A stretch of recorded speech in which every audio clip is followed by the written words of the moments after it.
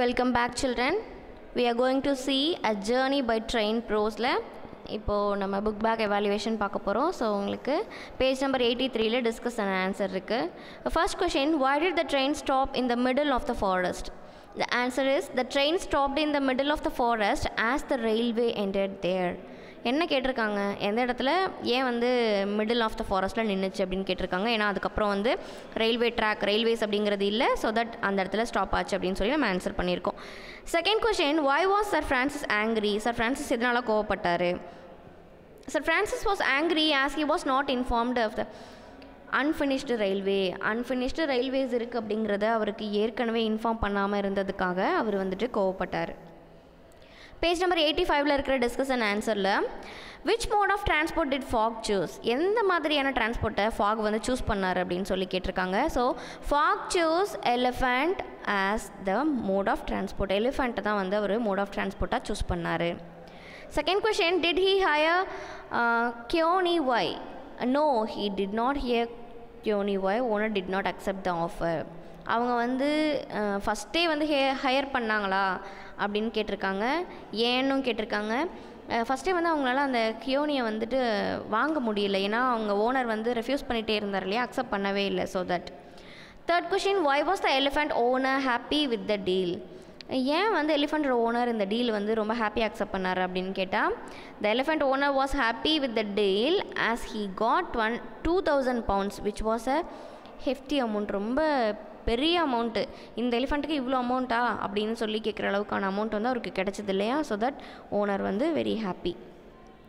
And ஏல வந்து fill in the blanks இருக்குது. So problems faced by mister Fogg and his team அப்படின்னு இருக்குது இல்லையா, இந்த பக்கத்தில் சொல்யூஷன்.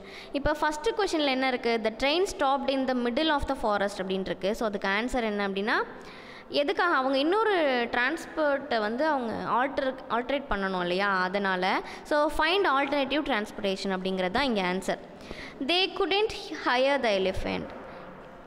அவங்க வந்துட்டு அந்த எலிஃபண்ட்டை வந்து வாடகைக்கு வாங்கலை, அதுக்கு பதிலாக அந்த எலிஃபண்ட்டே காசு கொடுத்து சொந்தமாக்கிட்டாங்க. So buy the elephant. So ஹையருக்கும் பைக்கும் வந்து டிஃப்ரென்சியேஷன் இருக்குது. So they couldn't hire the elephant அப்படின்னு கேட்டால் அதுக்கு வந்து ஆன்சரில் நீங்கள் என்ன பண்ணணும் அப்படின்னா பை த எலிஃபண்ட்டுன்னு போடணும். They were in need of an elephant driver.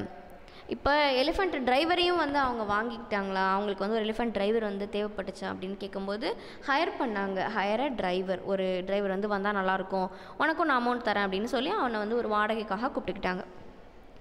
பியில் பார்த்தீங்கன்னா ஆன்சர் த கொஷன்ஸ் ப்ரீஃப்லி. இது வந்து first question, who inhabited the jungle that the train passed through? Snakes and tigers inhabited the jungles in the train passed through. இப்போ என்ன பண்ணுது, ஸ்னேக்ஸும் டைகர்ஸும் அந்த train வந்து pass ஆகும்போது ஜஸ்ட் வந்து அங்கேருந்து ரன் அவுட் ஆகி ஓடுது இல்லையா, அதுதான் வந்து இங்கே கேட்டிருக்காங்க. எதெல்லாம் வந்து அந்த ட்ரெயின் பாஸ் ஆகும்போது இன்ஹாபிட்டடாக இருக்குது அப்படின்னு சொல்லி. So snakes and tiger is a correct answer. நீங்கள் ஸ்னேக்ஸ் அண்ட் டைகர்ஸ்னு மட்டும் எழுதக்கூடாது. ஸோ சென்டென்ஸை ஃபுல் பண்ணணும். அதோட இல்லாமல் snakes and tigers inhabited the jungles that the train passed through அப்படின்னு நீங்கள் எழுதும்போது தான் உங்களுக்கு 2 marks நீங்கள் வாங்க முடியும். Okay. Second question, what was the reaction of the inhabitants? இப்போ வந்து இன்ஹாபிட்டன்ஸோட ரியாக்ஷன் என்னவா இருந்துச்சு அப்படின்னு சொல்லி கேட்கும்போது, fled hearing the noise of the train. அந்த ட்ரெயினோட நாய்ஸ், ட்ரெயின் வர சவுண்டு கேட்டாலே அதுங்க என்ன பண்ணுவோம், அங்கேருந்து ஓடி போய்டும் இல்லையா. ஸோ அதுதான் வந்து இங்கே கொடுத்துருக்காங்க. And third question, what did mister Fogg means by it was foreseen? Mister Fogg meant that he expected some delay in any travel. இப்போ வந்து what Mr. Fogg means by it was foreseen அப்படின்னு அந்த இடத்துல எதை மீன் பண்ணுறாரு அப்படின்னு சொல்லி கேட்டிருக்காங்க. So mister Fogg mean that he expected some delay in any travel. எல்லா ட்ராவல்லையுமே ஒரு டிலே அப்படிங்கிறது கண்டிப்பாக இருக்கும். ஸோ தட் அதை வந்து மென்ஷன் பண்ணுறதுக்காக, அதை மீன் பண்ணுறதுக்காக இட் வாஸ் foreseen அப்படின்ற வேர்டை வந்துட்டு ஃபாக் வந்து அந்த இடத்துல மீன் பண்ணுறாருன்னு சொல்லி உங்களுக்கு ஆன்சர் கொடுத்துருக்காங்க. And the fourth question, describe the elephant driver in your own words அப்படின்னு கேட்டிருக்காங்க. So the elephant driver was a young villager. He was intelligent and experienced with elephants. He knew that shortcut. அவருக்கு வந்து அந்த shortcut தெரியும். And also அவர் வந்து ஒரு young villager, ஒரு சின்ன பையன்தான். அவருக்கு வந்து எலிஃபண்ட்ஸ் பற்றின இன்டெலிஜென்ஸ் அதிகமாகவே இருக்குது அண்ட் எக்ஸ்பீரியன்ஸும் அதிகமாக இருக்குது. ஸோ தட் இந்த நம்ம எலிஃபண்ட் டிரைவரை பற்றி நம்மளுடைய ஓன் வேர்ட்ஸில் இந்த மாதிரி டிஸ்கிரைப் பண்ணியிருக்கோம். And then the last one, see, think and answer. First one, what qualities of Mr. Phileas Fogg are highlighted in this extract? Support your answer with suitable examples. இப்போ நம்ம என்ன பண்ணோம், qualities of Mr. Phileas Fogg அவரோட highlight பண்ணணும், அவரோட எக்ஸ்ட்ராக்டை highlight பண்ணணும், அதுக்கப்புறம் suitable எக்ஸாம்பிள்ஸும் கொடுக்கணும்.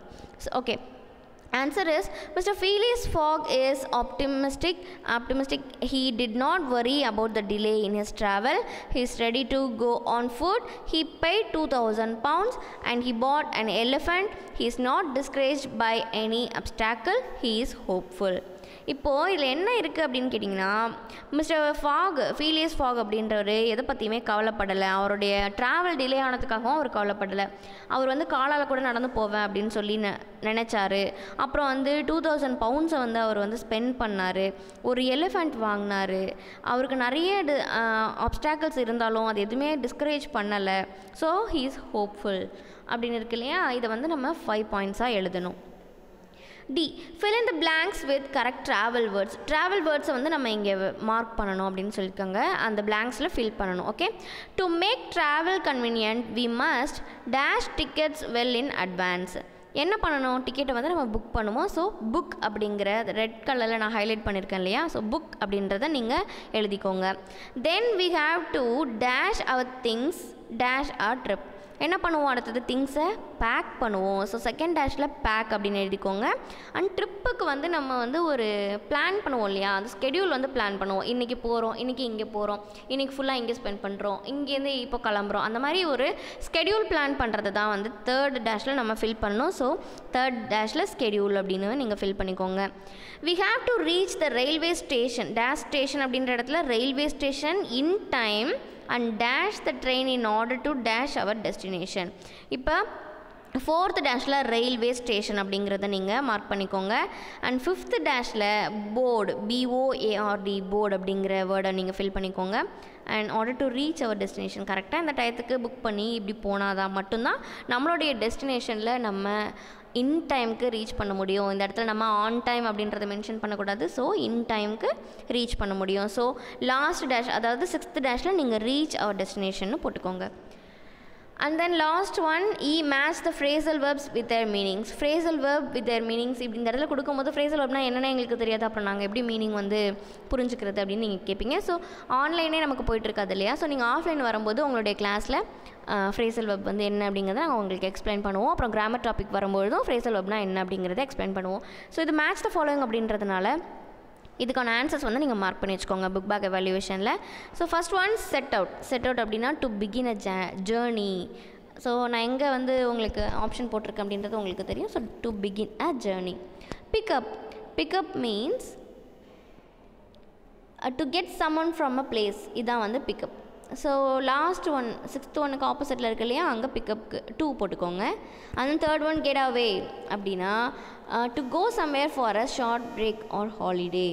இங்கேருந்து நான் கெட் அவே, நான் இங்கேருந்து போகிறேன் அப்படின்னா ஒரு ஹாலிடேக்காக ஒரு ஷார்ட் ட்ரிப் வந்து போகிறோம் அப்படின்னு சொல்லி நம்ம புரிஞ்சுக்கலாம். ஃபோர்த் ஒன் see off அப்படின்னா to go to the station to say good bye to someone. see off அப்படின்னா பாய் சொல்லிவிட்டு ஸ்டேஷன்லேருந்து கிளம்புறது. ஓகே, இதுதான் வந்து see offக்கான மீனிங்.